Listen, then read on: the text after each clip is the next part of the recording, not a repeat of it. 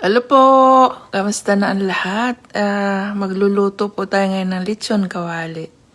Kahit po bawal, nagkikrib po kami ng lechon. Ayan, pinakulo ko na po yan. At hihiwaan muna natin ng balat bago natin i-air fryer. Kasi parang madali pong tilarin pagkaluto na siya mamaya. Ganyan po ang sikreto dyan. Para hindi po mahirap tilarin pagluto na siya. Ayan. And irarabo natin siya sa asin at suka. Sabi po kasi nila, kapag may suka ay lulutong po daw ng maganda. Try natin.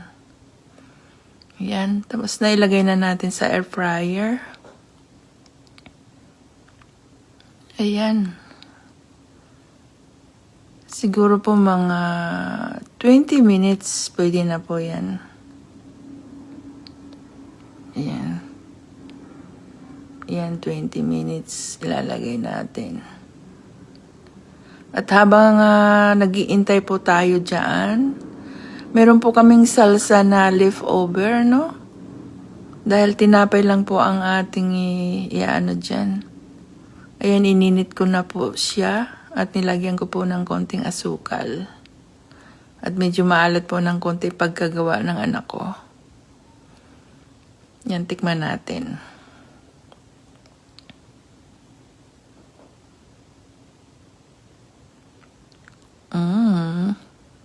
Sarap. Yan po, i-oven na natin ang ating tinapay. Masarap po yan sa tinapay na malutong. Try po ninyo. Yung salsa na yan.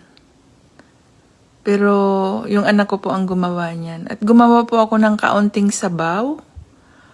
Para po doon sa mga bata. Yung po kasing apo kong isa ay gusto may sabaw talaga. So, kahit konti, gumawa po ako ng, ayan, sabaw. Meatballs po na may miswa.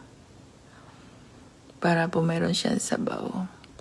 Ayan po, okay na, no? Maganda nga ang pagkalutong. Wow! Maganda ang pag may suka. Tama nga kayo. Ayan, palalamigin po muna natin. O, tingnan nyo. Kaya, yun ang dahilan. Kaya, hihiwaan mo muna yung balat bago po natin i-oven. Para po madali po siyang hiwain. Yan, okay na pong ating tinapay. Malutong na po yan.